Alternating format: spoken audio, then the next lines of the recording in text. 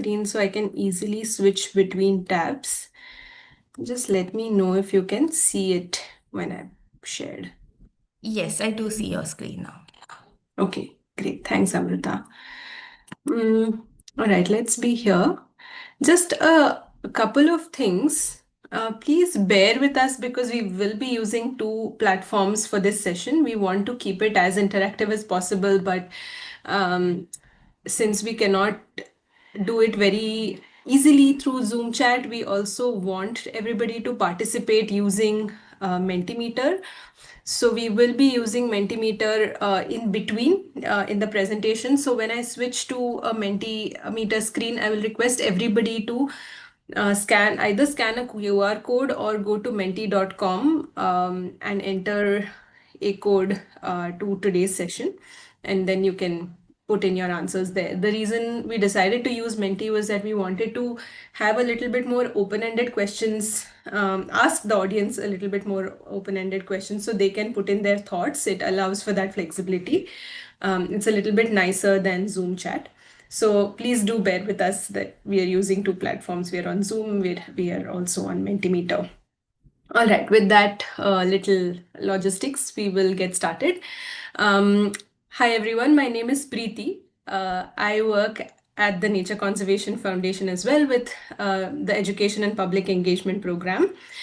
I have a background in bird research. I studied animal behavior through birds, mainly birds as a study system for a few years from 2014 to 2020, after which I moved on with the Education and Public Engagement Program at NCF. I am currently working as program coordinator here, but along with Prasad, I also enjoy and make games related to nature, ecology, and ecological phenomena under our initiative called Play in Nature. The idea behind Play in Nature is to try and explore the different playful interactive elements in nature and bring them to everybody. Use that as a window to bringing people closer to nature. With that, I'll also hand over to Prasad to introduce himself and say a little bit more about Play in Nature. Hi, I'm Prasad. And as Preeti said, I am also a co-founder of this initiative, Play in Nature, where we are developing different kinds of playful artifacts that can help us all connect with nature. I am a serious game designer, and by that I mean I design games that are meant for something more than entertainment, similar to one of the games that we have designed as a part of Play in Nature called 𝗔𝗯𝘂𝘁 that we will be talking about in some time. I also research serious games. Currently, I am completing my PhD in the same field of serious game design and research at Intelligent Games and Games Intelligence 𝗦𝗍𝗍 at the University of York in England. But yeah, that's about me for now. Let's get into the topic, Preeti. Yes, thanks, Prasad. Yeah, today through this session, we want to hear from all of you also about some of these ideas, games, play, what it means to you, how we can make our nature education session is interesting by using these aspects. So yes, please do participate. And like Prasad said, we will also towards the middle and end of the session, talk a little bit more in detail about this game called 𝗏𝗏𝗏𝗏, Bangalore edition that Prasad and I have been working on over the last 3-4 years. It's now out and available for everybody to access, but more about that later. All right, so getting started. My slide won't change. Okay, there you go. Please, on your devices, can everybody either, if you're on your computer, can you scan this QR code and go to Menti? It should take you to the presentation directly. But if not, you can type in menti.com on your browser and enter the code 82070772 to log into the presentation. I'll give it a minute while everybody does this, and I will also switch my screen to the Menti screen. Yeah, once you've joined, can you just give me a thumbs up? I can see that there are 13 participants here who have joined and we have 33 on Zoom. So excluding Prasad and I, at least 31 should join Menti. So there's a link in the chat as well. You can just follow that to Yes, come to thanks, the Amrita. screen. Yeah.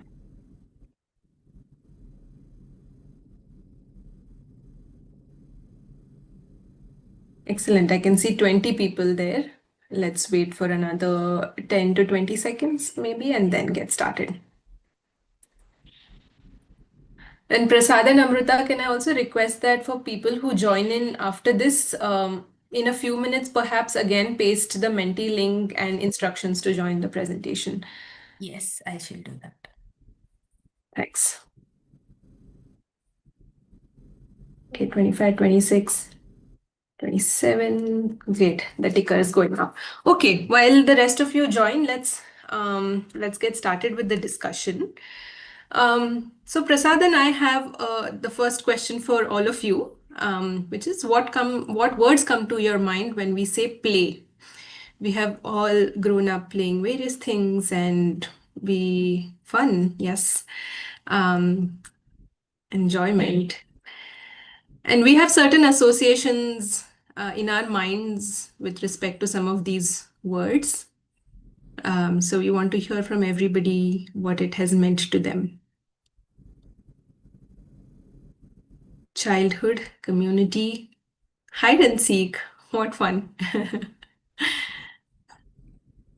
Entertainment, childhood. It's interesting that we associate play with childhood alone or childhood mainly. Yeah. Looks like most people have responded fun or joy Yeah, fun, joy. and childhood. Interesting, wonder, happiness, relaxation. Friends, yes. Organized effort. Okay, interesting. Okay, that's a peculiar one. Yeah, that's Board a games. peculiar one. Board games. Learning, bonding. Engaging. Yeah, that's also Yeah. interesting. Bonding is another really, really nice one, I think. Mhm. Yeah. Chocolate. I like that. Unstructured. So we have two contrasting answers. One says organized effort, whereas the other extreme is unstructured, two opposites of each other. Colony. Yeah. So many of us grew up playing in the colony where we stayed. Community is another feeling. There is also Creativity. learning, which is Hmm. again interesting, I think. Yeah, learning while Super. playing, or yeah, playing to learn. Hmm. That's right. 22 That, have responded. That's great. Sorry, Prasad, you said something? I was just gonna say that that's a good bunch of words that we have gathered from everybody. Yeah. There's also family time in the mix.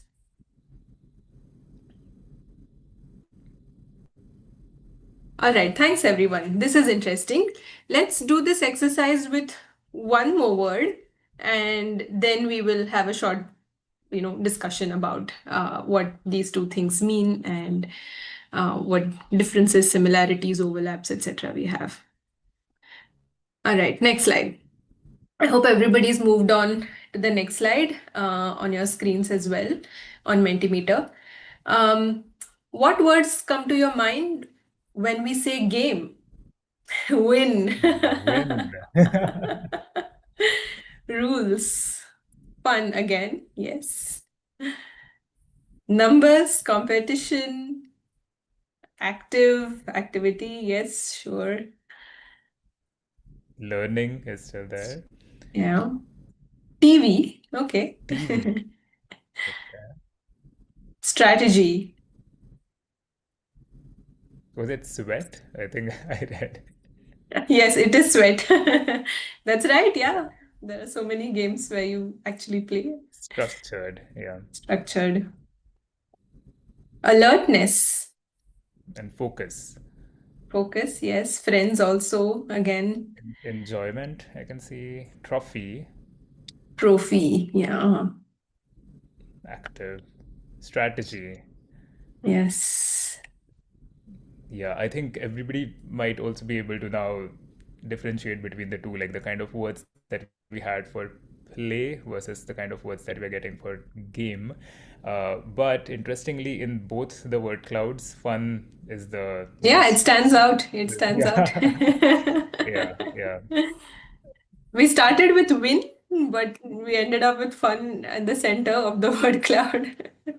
yeah. I also see However, team play, which is an interesting one, Prasad. hmm, Team effort, yeah, team play. yeah, and something that we will get back to when we get into birds in the city related discussion. Although team play seems really tiny versus competition, which is Surely. bigger. Maybe many people have responded about games being competitive. Yeah. We also see dissolves age barrier, which is interesting. Coordination, Okay. which is another one related to team play, I think. Planning, Yeah. team spirit, bonding. Bonding is another one which is common to both of them. Yeah. What else? Prize, win. Okay, I think we have a good mix. Rules, learning, Yeah. yeah. Mm. We have a good mix of the two. I wish we could visualize them side by side, but I'm not very savvy with that, so perhaps we should just Yeah. So I guess that's okay. Even while typing those words in, I'm guessing each one of you must have thought differently. So let's talk a bit more about that. Yeah. All right. So here is our word cloud for play, and here is our word cloud for game. Let me give it another 10 seconds.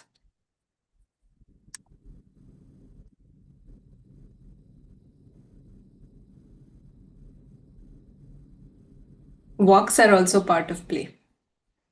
Nice. Okay. All right. Thanks, everyone. Let's get back to our PowerPoint. So I request everybody to go back to your Zoom screens and not continue on your Mentimeter screens. We will get back to Mentimeter at another point later in the session, but for now, back to Zoom. So through this exercise, mainly what Prasad and I wanted to highlight is sort of an intuitive understanding that we have of both of these concepts, right? We associate certain things with play, we associate certain other things with games, but there is surely an overlap between the two. We saw words like unstructured, leisure, activity with when it came to play. When it came to games, we saw more structure, we saw rules, we saw boundaries. Um, so we all kind of make this distinction in our minds between play and games, which then these word clouds helped bring out. A couple of things that I wanted to draw attention to is that in some languages, the word for play and games is the same. Like, for example, in Hindi, even in Marathi, which is both of our mother tongues, it's khel, khelna, right? So it's the same word that's used for play and games. But clearly, there are some distinctions between the two words that we have all collectively come up with. Prasad, do you have anything to add here at this point? Yeah, no, I think that's very interesting, and I think the distinction is already fairly clear through the two different word clouds that we got. That even in English, when we say we are playing a game, the game part of that sentence is very different from play, which becomes a verb. But in both these things, when we are playing or when we are playing a game, like when we are just playing versus when we are playing a game, we are having fun. That's what the word clouds also told us. But like Preeti said, the key distinction between the two activities is that when we are playing, it's mostly unstructured. It doesn't have any motive or any specific goal. We are just like passing time. We are just having fun. It could lead to some sort of learning sometimes, but sometimes it's just for that moment. Versus when it comes to games, games have very specific motive or a kind of a goal that we are trying to achieve, and for that we are focused. And it's a structured form of play where there are rules that we play by. So if we just look at games, like as a part of this particular session, we are going to focus on the game part of play universe. So if we look at games, then games are typically made of these four building blocks, which are there on this next slide. Priti, can we move to the next slide? Yeah. Yeah, so some of these words were there on the word cloud as well, that games are made of. So when we talk about structured play, that is games, these are the four key building blocks that we see in them. Every game has a goal. Every game has some sort of obstacles, and both these things, like goals and obstacles, are connected to each other through rules. Every game gives us some sort of a feedback. It has some kind of a reward. Like, remember that big competition word that stood out in the word cloud about games. But the feedback and rewards could be both long term and short term. So let's take an example and look at what these four building blocks are. So I'm going to take an example of snakes and ladders. I believe I'm guessing most of you must have played this game at some point of time in your life. You can also think of any other game that you may have played, maybe recently. So when we look at snakes and ladders, the goal of this game is to reach that number 100, the box at the end of the board first. Like, if multiple players are playing, whoever reaches there first to wins the game. That's the goal. And we have obstacles of the snakes. If you land on a snake, then you go down, which obstructs you from reaching your goal. And the rule here is that you can move only in a certain direction. You can only move upwards, or you only move when you roll a dice, and the dice will tell you how many steps you can move. So we have some sort of rules over there. When we talk about feedback, it's a visual feedback. You can see where you are on the board with respect to the number 100, number 0 or 1, and your other players or opponents in this game, that who's winning, who's where. And when we talk about rewards, we can say like getting a ladder could be a short reward. You can just jump to a higher number very quickly. But of course, there is a long-term reward of winning this race and like being the first one to finish the game. So similarly, you can also think of other games that you may have played, which also have these four building blocks. You can dissect any game, even video game, into these four basic building blocks. Having said that, let's get back to Menti and talk a bit more about games.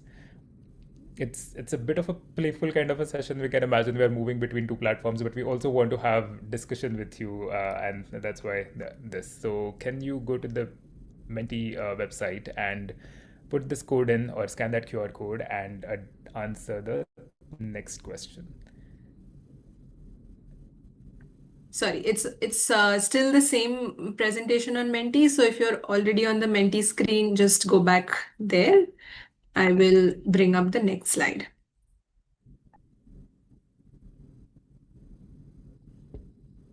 Here is our next question to you. Yeah, you may have to click the skip ahead button on Menti screen. But yeah, we are already getting responses. So the question is, what games do you play? Do you play games? I see lots of people are responding chess. I see Uno, Catan, hide and seek, which was there in play as well. Basketball, okay, some sports as well. Badminton, Crew, Scrabble. Azul, Oh, okay, Wingspan. Azul. Oh, Wingspan, interesting. Ludo, Uno. Now, Uno is the most played game among this group. Football. Ludo, Scrabble, quizzing. It's interesting that we have sports trickling in into Monopoly. I this. was waiting for this one. Yes.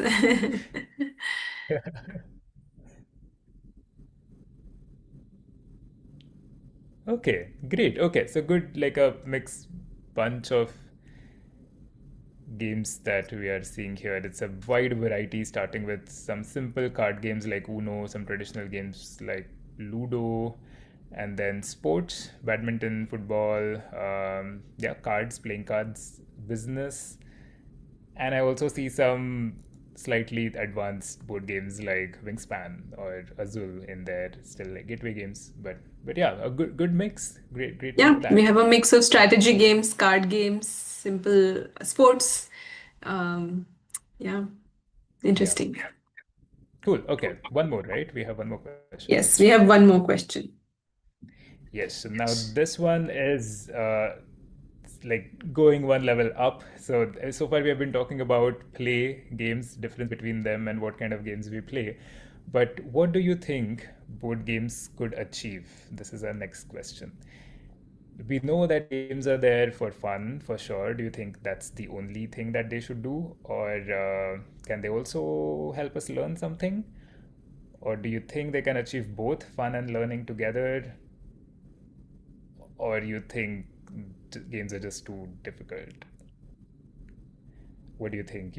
I think it's Mhm. you can just select only one option. So whatever you feel most strongly for, that's what you need to select. Yeah, we've had surely had people say in the past that it's just too complicated. Board games often have too many components, too much going on, too much strategy. Don't want to play. But this group seems to have a mixed, a different experience, both fun and learning.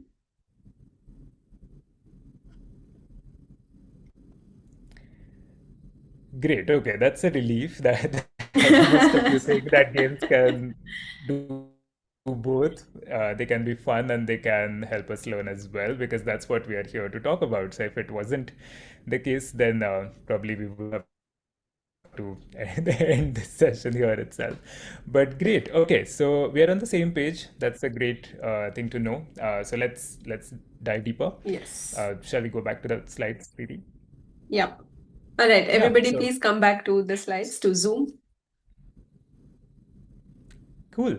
So thank you once again for responding to Menti. And as we all of us have like unanimously mostly responded that games can do fun and learning both, that actually is a great segue into this particular topic of applied or serious games. So in the beginning, I said that I design serious games or applied games. So I just want to spend a few minutes on telling you what they are if you haven't heard this particular term. So all of you must be using lots of apps. So for instance, here on the slide on the left side, there is a screenshot from an app called iNaturalist. Most of you might be aware of this app as well, which helps you to sort of identify different kind of wildlife that's around you. So if you just take a picture of a plant or a butterfly, it will tell you what species it is, where it is found, and a lot of information about that. But this app is also used to collect data about the wildlife that's there in different parts of the world, and lots of researchers then use this data to do their research. So by what I explained, this app, you can understand, has a very specific function, very specific purpose, and that's what it is designed for, and that's how it gets used. The screenshot after that, from the left side, the second screenshot is of an app called Seek. Some of you may be aware of this app as well. And interestingly, this app also has been designed by the same team or the organization that has made iNaturalist. But Seek is a slightly different app than iNaturalist because it runs some fun competitions. It has some badges. It gives you challenges that can you spot 5 different plants, and then you can get this particular badge, or you can you can get some special mention on your profile. So that's where it tries to gamify its purpose. It tries to make what its purpose or the goal of that particular application is more fun to do. On the rightmost side of the screen, you see a game. That game was mentioned in the word cloud earlier as well, Wingspan. Some of you may have played it, some of you might have heard of it. It's a game that won Game of the Year award a few years ago. And it's a game about, it's a strategy game in which you're trying to create your own bird reserves with different species of birds. However, the game has been designed for everybody to have fun and strategize in different ways. You do end up learning a bit about birds, but the game wasn't designed with an intention of let's use this game to help people learn about birds. So it's just a fun game. Serious games or applied games are something that fall in between these two things, like something which is a gamified application versus something which is just a game. So it's a game which has a purpose, but that purpose is more than just entertainment. So like I've mentioned on the next slide, that applied games or serious games are the ones that are designed with a very specific intent, and that intent is to transform the player. So whoever is going to interact with these games, whoever is going to play this game, is going to change, and that change could be of different kinds. That the players may learn something new, they may experience something different, they may feel empathy towards something, or their perspective may get challenged. Different kinds of transformation in players while playing these games, if they're designed with that intent of transforming them in a specific way. So moving on, if we take the example of Birds in the City that we will very soon tell you more about, the game has been designed with the purpose of helping people understand what is the connection between urbanization and the wildlife that we see in the urban areas, specifically birds. So how does urbanization affect birds? And that's what players who play this game will understand or will learn, while hopefully they enjoy playing that game. So let's go back to Menti again for one last time, where we have one more question for you.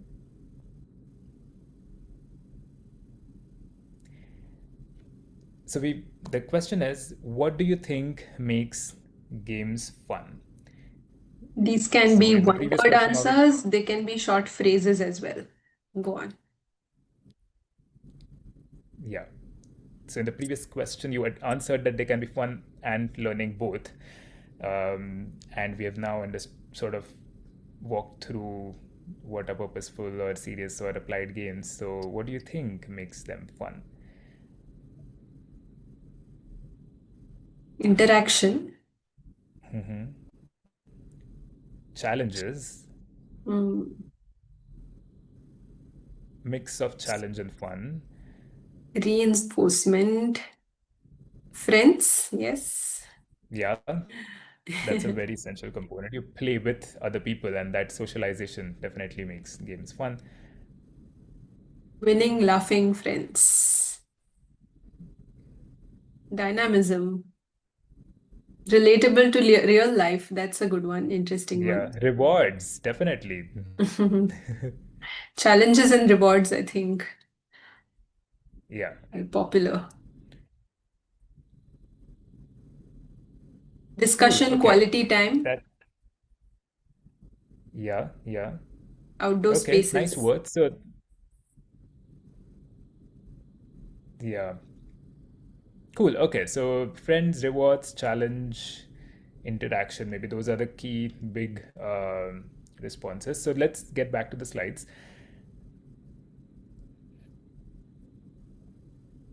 Yeah, so a little bit more on this. So when we are talking about this, like birds wonder and play, and right now we are just looking at the play bit. Now let's move one step ahead and look at the wonder bit. I think that is which comes from the fun aspect of games. And games can be fun for different reasons, especially the activities. Different kinds of activities in general could be fun for different reasons, and we are specifically talking about reaching out to children or students with activities that are connecting them to nature, especially activities like games. So when we look at students or children, what sort of things do they find fun? So finding things could be fun in the form of treasure hunt. Collecting things, connecting things could be again fun. Building or making things can be fun. Role playing is a different kind of fun. Telling different stories, reading stories is again fun. Or imagining things is fun. Solving different kinds of problems, strategizing is a different kind of fun. But all these different types of funs get categorized slightly, like even more methodically when it comes to games. So on the next slide, we have this like a sort of a categorization of different kinds of player motivations, what they call as in sort of the game world. This classification is done by this company called Quantic Foundry, and they look at these specific types of funds that that players are looking looking for when they play games. Some of you may relate with this, that when you play the game, you want to feel that you have achieved something. So that's if you feel achievement, you feel that, oh, I've done something great. Or some of you might be interested more in mastering a particular skill, and that's why you play a game. So for instance, a game of chess is about mastery, versus a game of Candy Crush is of achievement. You're collecting as many rewards as possible. Social aspect could also be a very different kind of a motivation for players to play the game. So friends, you remember the friends response that we got on Menti? So that will fall under here, that you're playing the game as a part of a part of your sort of community, or to feel to being part of a community. Some games can also make you feel creative, like Minecraft. So there could be different things that, and that's why some people like certain kinds of games, while some other people would like certain other kinds of games. But moving further, when we talk about these serious or applied games, fun becomes a very critical and important bit to consider. And it's not something that you can add on top. Like for instance, this picture here, a chocolate covered broccoli. So if imagine yourself eating that, you would still be able to taste the broccoli, and it will just end up becoming a very weird combination. So it doesn't really work like that. Like you can't have a fun game and add some learning onto it, or have some learning and sprinkle some game over it. That if you do that, everybody can sniff it out very properly, and they will not enjoy playing that game. Instead, when we think of applied games or serious games, the good applied or serious games are the ones which have something called intrinsic integration, or endogenous sort of design, in which that fun bit is baked into the game, so that the whatever the core part is, whatever the core player transformation we are aiming for, the intent of the game is, the fun resides within that itself. And if it does, then that's the game that we all enjoy. So let's look at two quick examples of this that we have designed at Play in Nature. So the game on the left is called Flocks, which is about mixed species bird flocking phenomena. And if you play this game, you are essentially playing to form different kinds of flocks, and you're using the same kind of behaviors that you observe in the nature of how birds come together.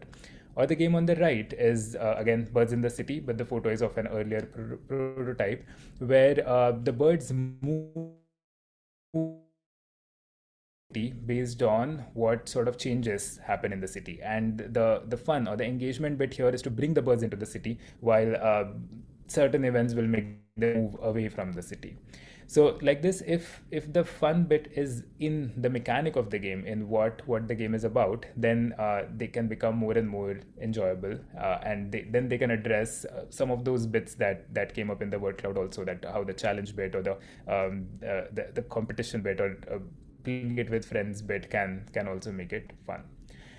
So with that, actually, I've already talked a little bit about Birds in the City here and there, but now let's learn a bit more about what this game is, and how it is played, so that we can move towards the next part of this session. So I'll hand it over to Preeti to tell us more about Birds in the City.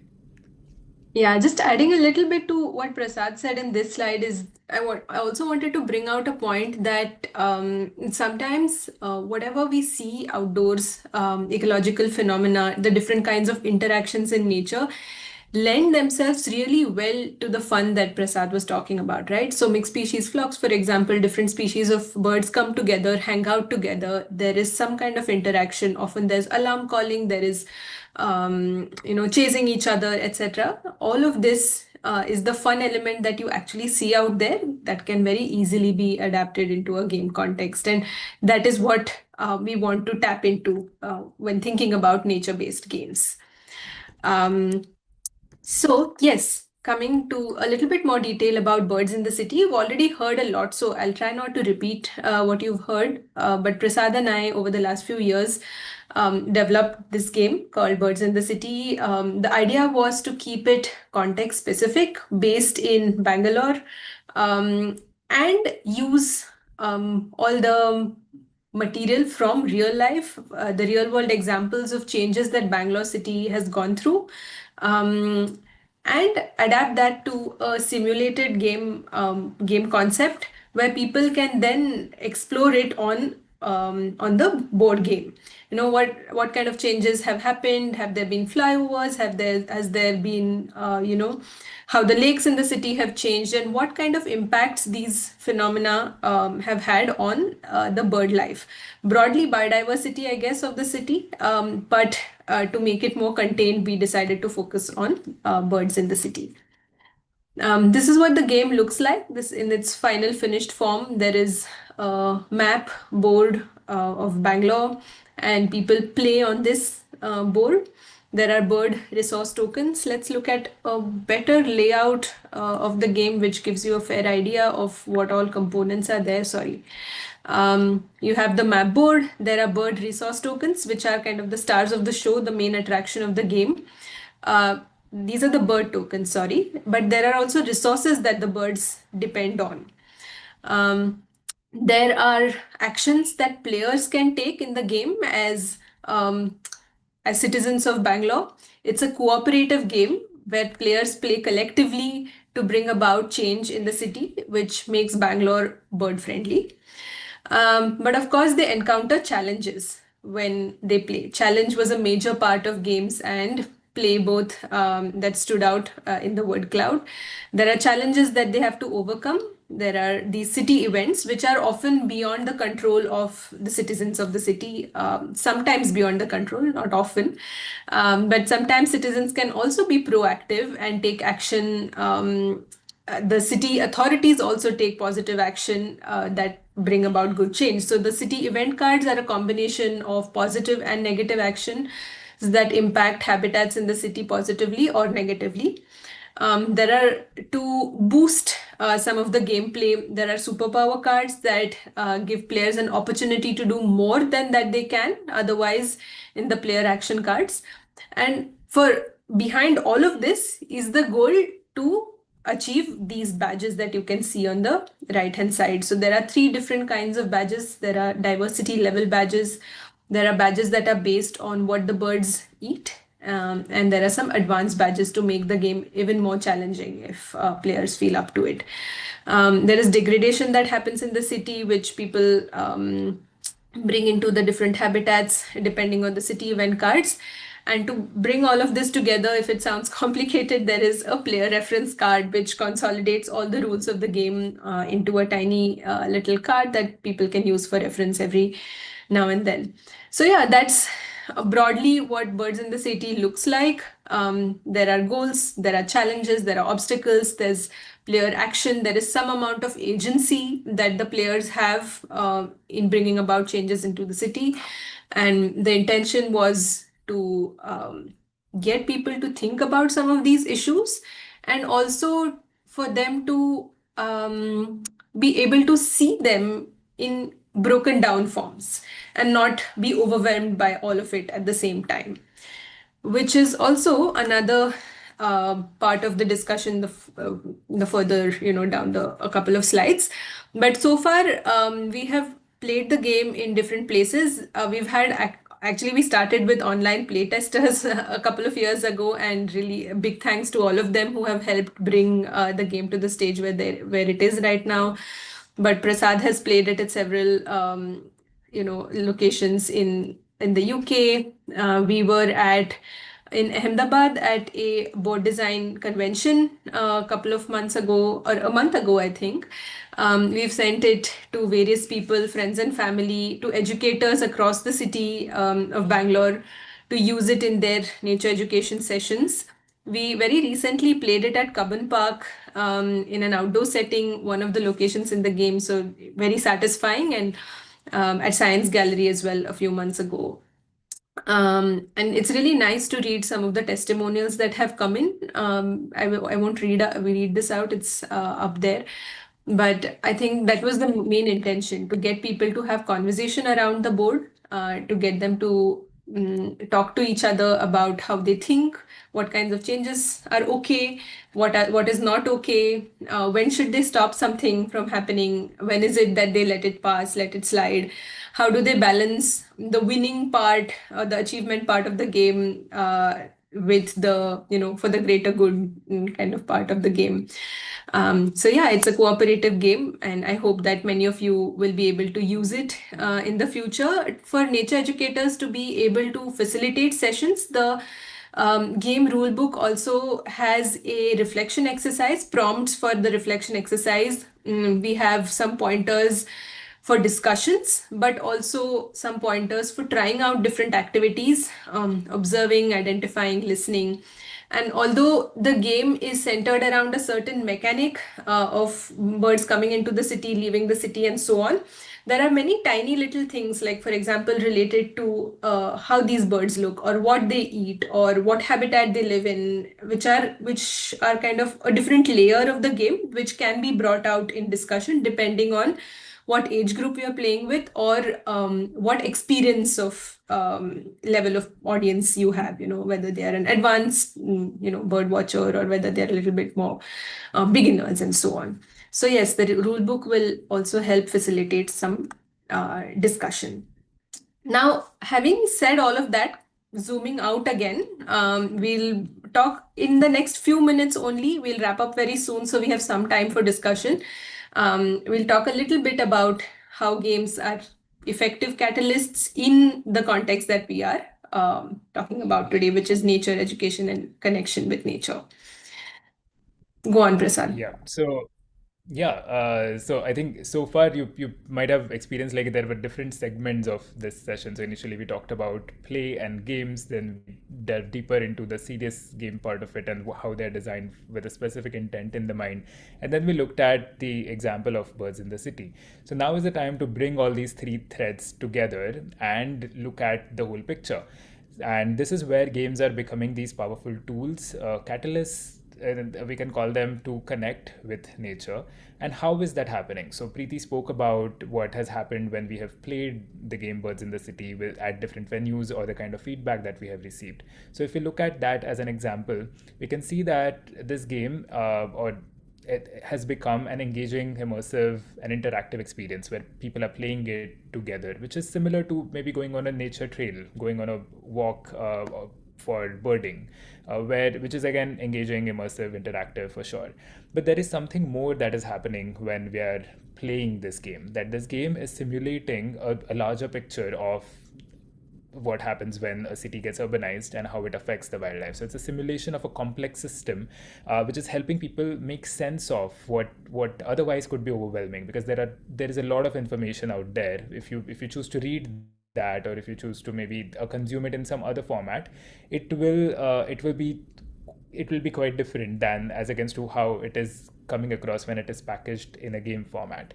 It is making it accessible to people to go through these details, to understand some of the nuances.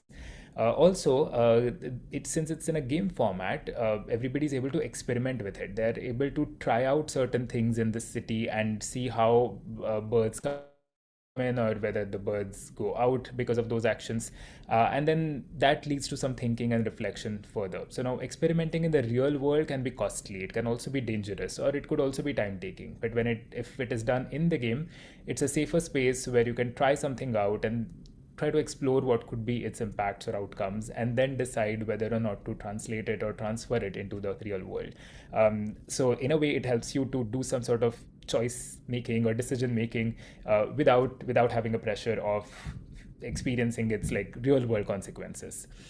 And last but not the least, when we use the medium of games, they evoke personal stories among people. So when we have played Birds in the City with people from Bangalore, they're always like very keen on looking at the map and saying that, oh, this is where I live, or this is where I work, and I would like more birds to be there in that part. Or we have seen people imagining that how would it be to live in a city where there are so many birds, say especially towards the end of the game when they have brought in so many birds into it.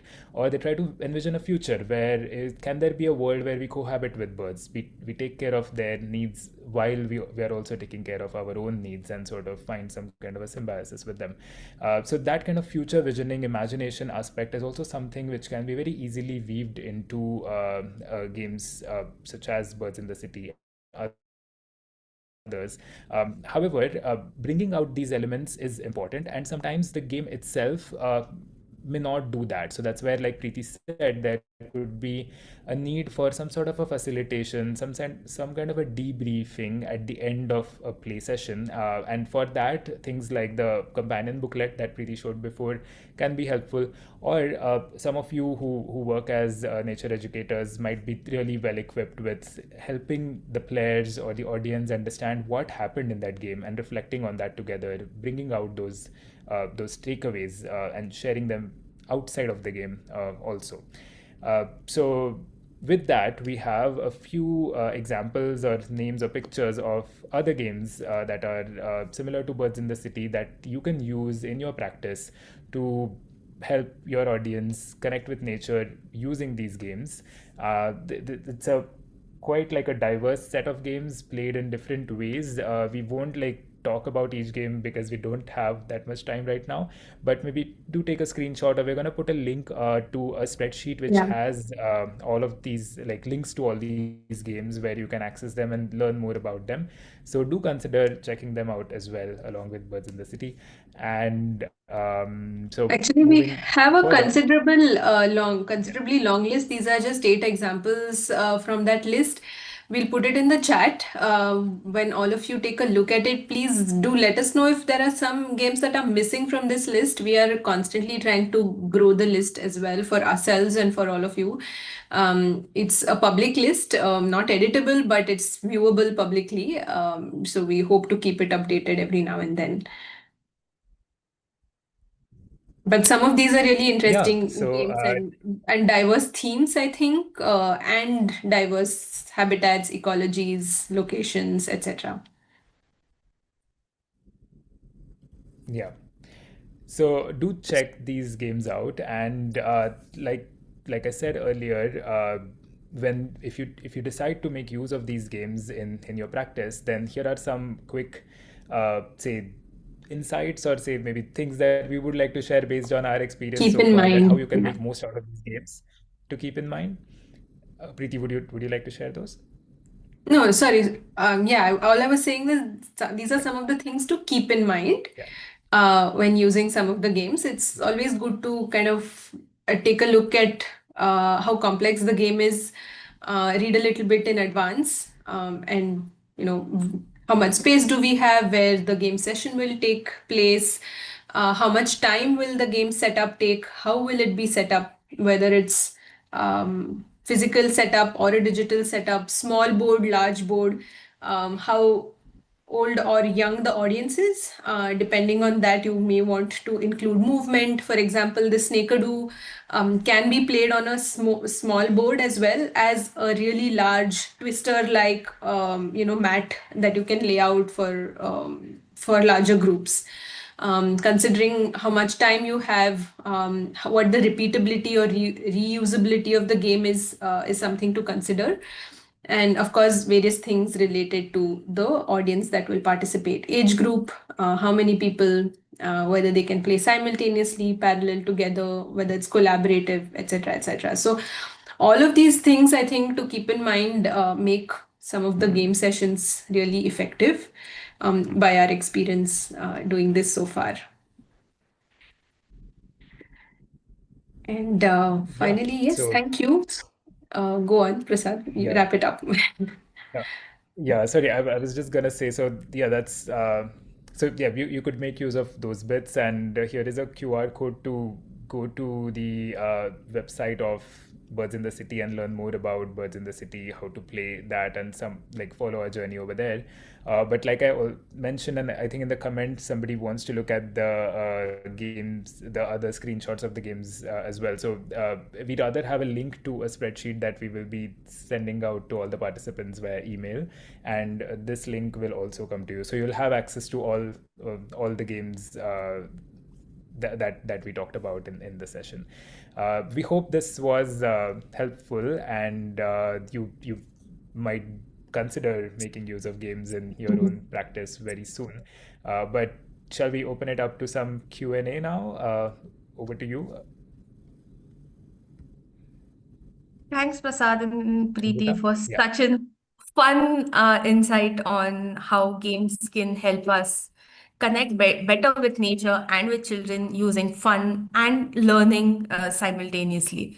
So definitely there are people who are eager on wanting a Chennai or a Delhi edition of these games, something for you to consider. There are people interested in this. And there was like an interesting comment given that the Birds in the City game talks about urbanization and how it affects the biodiversity of birds in the specific.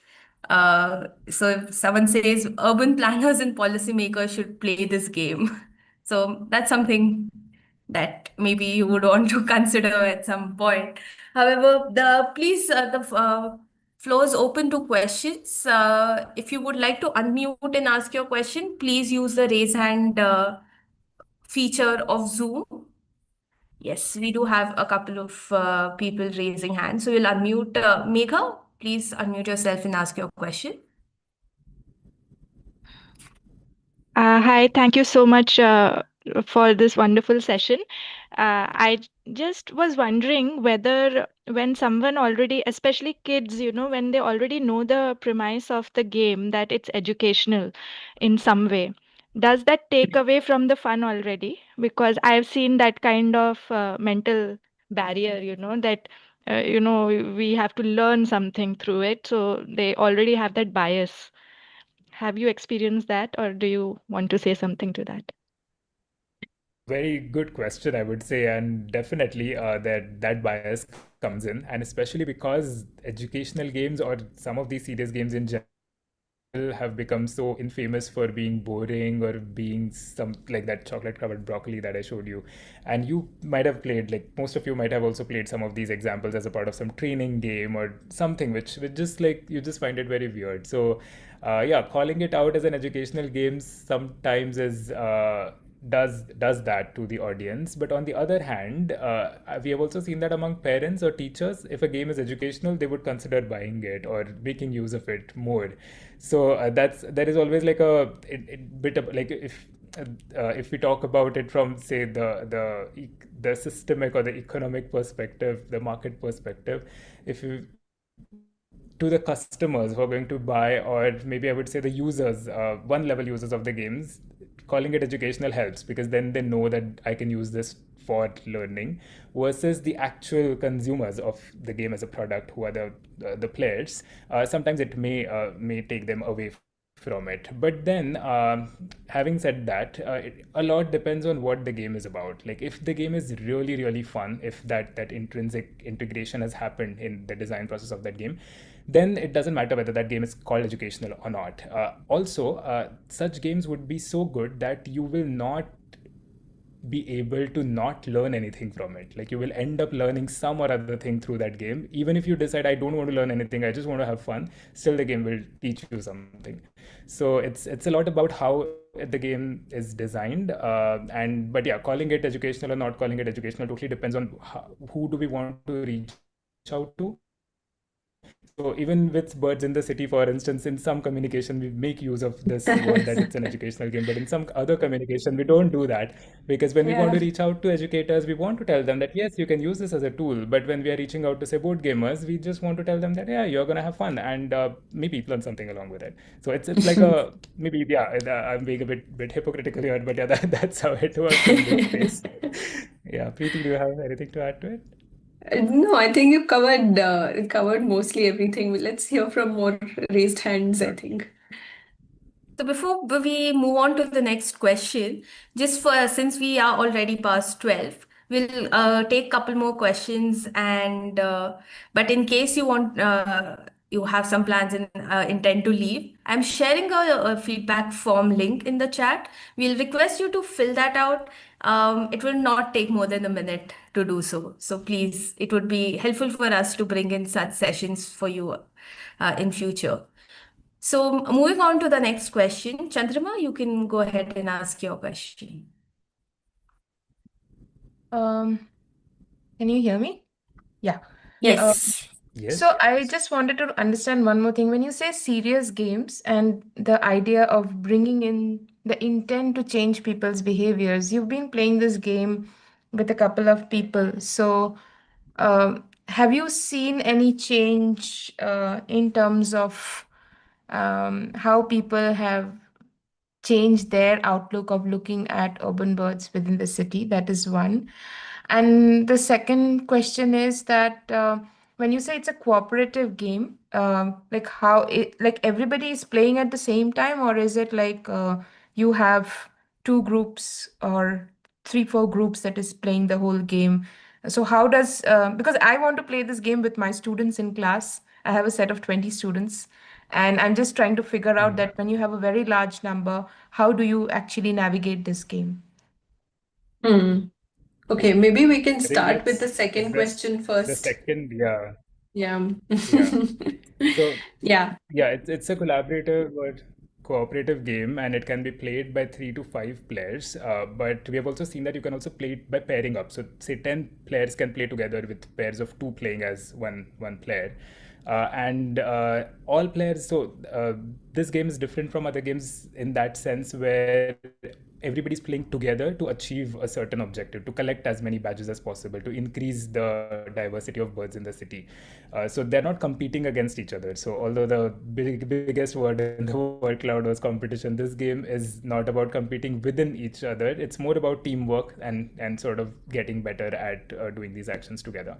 And the question that you asked, 𝗔𝗯cie𝘂𝘁 is very important in this case, that if it is to be used in classrooms, then we have definitely more than say 8 to 10 students. So how do we play this game? So what we have tried in some setups is that we have done like multiple games running in parallel kind of a session, where there are like 3 or 4 different games set up, and each game is played by different groups of students. All of them are told about rules in the beginning together, and then they have their own game sessions on separate tables. And then at the end, we can look at every board and see that how Bangalore on that every board has become now, like what sort of birds are where, and then have the reflection exercise all together with all students, that what happened on one table versus what happened on the other. And then there could be some richer insights to draw from that. So that could be one of the ways in which the game can be played. It could also be made into some fun kind of a tournament to see who has collected what kind of badges and then why that happened. Or like so yeah, there is like even deeper things to find out if you play this in parallel across multiple sort of boards. But yeah, if you're just playing on single board, then that's also interesting, where you just talk about it together. And about the first question, again, very interesting and very important question. However, I would just like, I think the way you phrased it, you were like connecting the transformation to behavior change.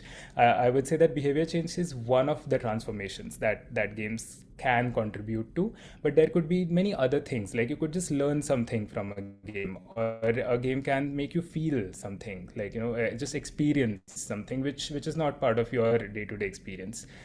So say there could be different kinds of transformations. And in case of birds in the city, the transformation or the change that we wanted the players to have is just to start thinking about birds or them in urban environments, that they also exist around us. They're there on trees, they're there on maybe some buildings, and they also need some resources, certain kinds of things to survive and thrive. And how can we do certain actions which help them get those resources? At the same time, we sort of coexist together. So that's kind of the core message that we are working with. And if we talk about behavior change, then it's a big thing, and it's almost like at the end of a long like a path, and whether a game can just help in changing somebody's behavior or not is a big topic of research. In some cases, it has been sort of researched and found out that it does, but there are many other factors which also contribute into that.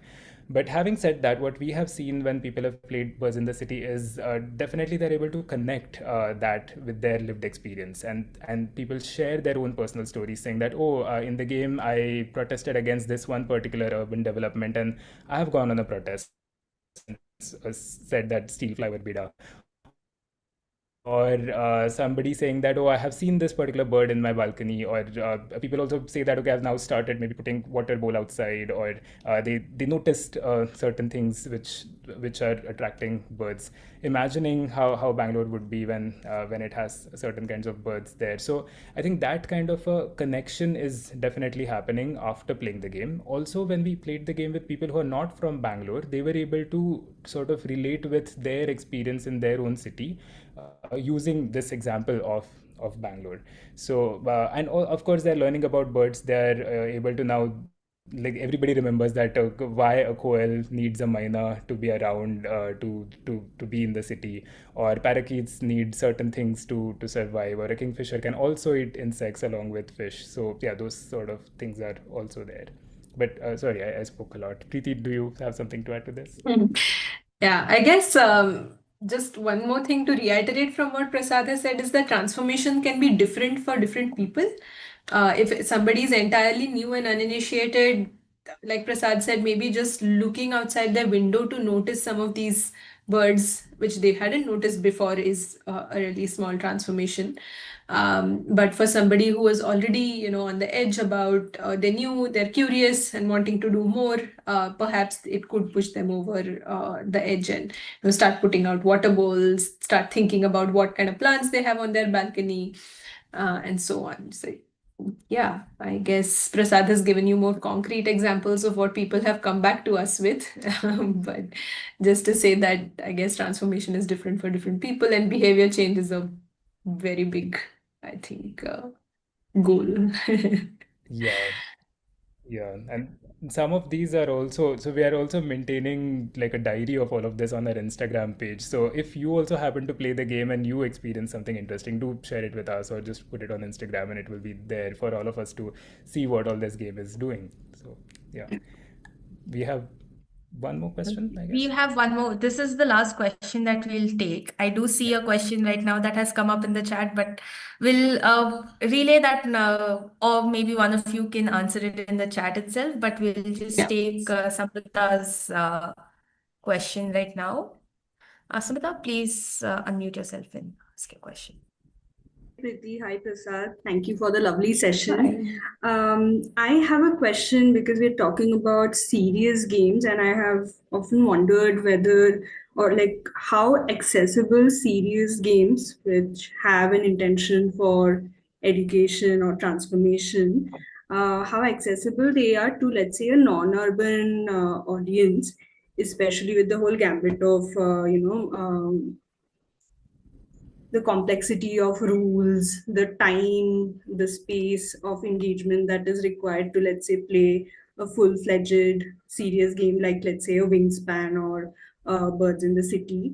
So, in your experience, do you have any inputs about that? And also, in case, let's say, someone is designing a game specifically for a non-urban audience with this intent of having a serious game, what kind of aspects should one keep in mind?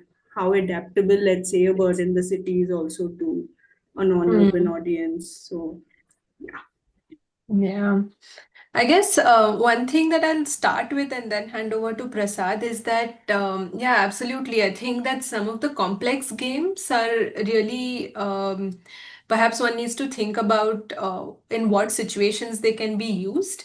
With Birds in the City, we've tried to create translations of the rule book, of the video material, the rules video, and some of the written material that is on the game. The game is largely, I think the board is mostly not so heavily dependent on language. So one can easily adapt it into Kannada. But also to add a small point is that maybe not all serious games or applied games have to be very complex games. Right, Prasad? If the intent is to get a message across, it's about the creativity of the makers to bring out that message in as simple a format as possible. So they can be movement-based things, activities that you design as per the space available to you. It can be paper pen-based things, or you can use materials around you creatively and in a non-complex manner to still get your message across. Prasad, anything to add to this? Yeah, I would say that I mean that's actually an opportunity to make another game for that kind of a setup, because there are like it's like one game can't cater to everything. Like even for the birds in the city, in the way it is there right now, we chose it to have a certain space of reality. For instance, it has only these 10 bird species. There are no nocturnal birds there or no migratory birds. We don't look at seasonality. We don't look at the life history of birds. So we took those decisions. But those bits can be added in on top of the existing game itself. And similarly, maybe the game can be adapted for a rural kind of a setup. But like Preeti said, that like how complex the game is does not correlate with how much it sort of helps people understand different things. So that you based on that goal, game can be designed so that what sort of material it uses. What sort I think I'm just repeating what Preeti said, but there could be simpler versions of games which are more easily playable in different kinds of setups. And of course, Birds in the City in its current format is not exactly like that. But among some of the examples, the other examples that we have shared, there are some which could go to places and can be played more easily in the remote areas. Language could be another barrier sometimes. So then how do we address that? So Birds in the City is going to be available in Kannada, but it's just going to be in those two languages. So yeah, these are some of like really interesting challenges to consider while designing the game, but also while sort of using it as a tool. And that's where some additional help or material can be made available to make most out of that as an experience. I hope that is helpful.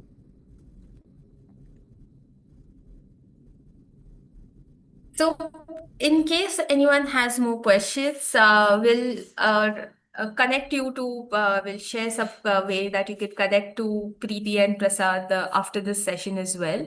And you can connect, have like your questions asked, or discuss anything further you would like to learn more about game design or the game in itself. I will share all the links that or any references that were there as an email after this session, along with the recording in case you would like to revisit the any part of it eventually. So thank you, Preeti and Prasad, for such an engaging session. We did have a couple of comments saying that people did enjoy the word cloud interaction, and it was fun, and that really made the session interactive. So thank you both for bringing in this aspect of games and learning, and how educators can make the best use of it. I've shared the feedback form again in the chat. Please do fill it before you leave the session. And thank you everyone for joining. We'll be back with another session in March. So hope to see you all again then. Thank you, everyone. Thank you, Amrita, and thank you Thank you, everybody for Amrita. joining.